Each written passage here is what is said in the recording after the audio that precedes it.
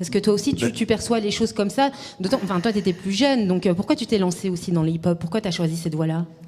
Déjà, je voudrais revenir un petit peu sur ce que disait là Bernard. C'est qu'il y a quelque chose pour moi qui est quand même assez fondamental et qui est souvent passé sous le silence.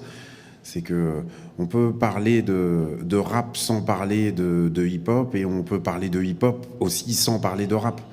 Donc après, il y a une notion un petit peu fourre-tout. C'est-à-dire Ben, le rap fait partie de cette culture qui s'appelle le hip-hop. Exactement. Maintenant, quand on parle de conscience et que tout de suite on ramène la chose dans le côté, je dirais, un peu politisation et ainsi de suite, pourquoi est-ce que tout d'un coup le rap devrait être le vecteur de cette soi-disant conscience ou voilà.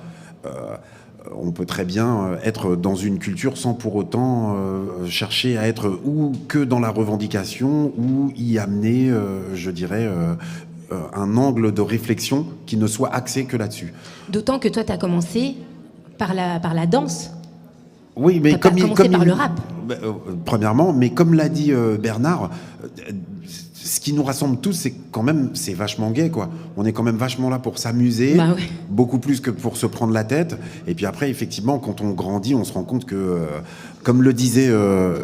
C'était avant que la France devienne un pays dépressif. Mais comme l'a dit Crazy Legs... Un peu de joie de vivre. Voilà. Il y a vraiment quand même ce truc-là où... Et Crazy Legs, toi, tu étais danseur à cette époque. Il représente quoi pour toi? Ah non, mais moi, c'est la légende. La légende ultime.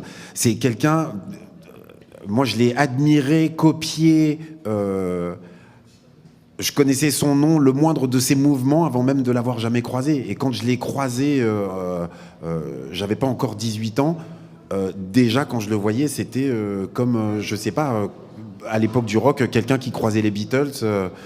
à part que j'allais pas devenir hystérique, mais par contre, de le voir danser, j'étais à l'affût.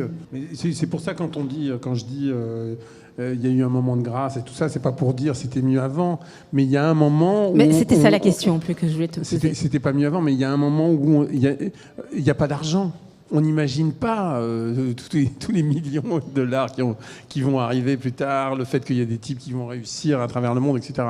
Donc, à l'échelle même de New York, c'est des mecs qui sont tout contents tout d'un coup de pouvoir aller dans un club à Manhattan et de faire la fête. Et la grande bagarre, c'est Blue qui se bat avec le patron du Roxy pour que les tickets restent à 5 dollars.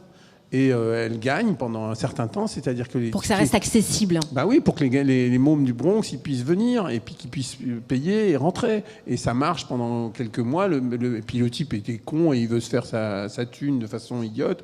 Donc il monte les prix et l'équilibre de ces soirées disparaît. Et puis après arrive effectivement le premier truc qui est arrivé, c'est la violence.